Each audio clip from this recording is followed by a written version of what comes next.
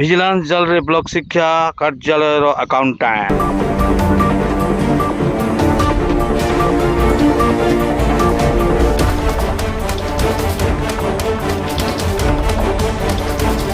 ପାଲି block ଶିକ୍ଷା କାର୍ଯ୍ୟାଳୟର ଆକାଉଣ୍ଟାଣ୍ଟକୁ 6,000 ଟଙ୍କା ଲାଞ୍ଚ ନେବା ସମୟରେ ଓଡ଼ିଶା ଭିଜିଲାନ୍ସ ଦ୍ୱାରା ଗିରଫ।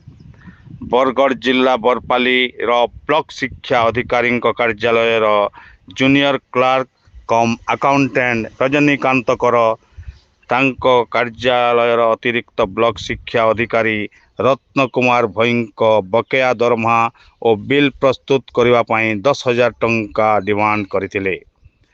ତେବେ ଆକାଉଣ୍ଟାଣ୍ଟ 6,000 ଟଙ୍କା ଲାଞ୍ଚ ମାଗୁଥିବା ଏବଂ ନେଇଥିବା ସମୟରେ ଓଡ଼ିଶା ଭିଜିଲାନ୍ସ ଦ୍ୱାରା ଗିରଫ କରାଯାଇଛି। ରଜନୀକାନ୍ତ କର ତାଙ୍କଠାରୁ ବକେୟା ଦରମା ପାଇଁ 6,000 ଟଙ୍କା ଲାଞ୍ଚ ନେବା ବେଳେ ଧରାପଡ଼ିଥିଲେ। ଅତିରିକ୍ତ ବ୍ଲକ ଶିକ୍ଷା ଅଧିକାରୀ ରତ୍ନ କୁମାର ଭୋଇଙ୍କ କହିବା ଅନୁସାରେ ଆଗରୁ 4,000 ଟଙ୍କା ଆକାଉଣ୍ଟାଣ୍ଟ କର ନେଇଥିବା ବେଳେ ଆଉ 6,000 ଟଙ୍କା କର ଦାବି କରିଥିବାରୁ ଏହି ମାମଲାରେ ଅତିରିକ୍ତ ବ୍ଲକ ଶିକ୍ଷା ଅଧିକାରୀ ରତ୍ନ କୁମାର ଭୋଇ କ୍ଷୁବ୍ଧ ହୋଇ ସେ ଭିଜିଲାନ୍ସ କର୍ତ୍ତୃପକ୍ଷଙ୍କୁ ଘଟଣା ବିଷୟରେ ଜଣାଇଥିଲେ।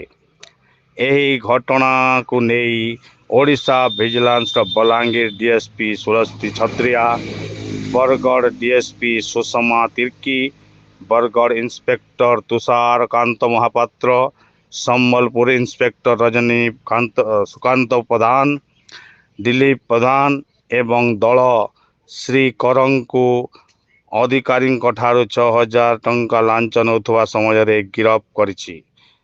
ଅଭିଯୁକ୍ତ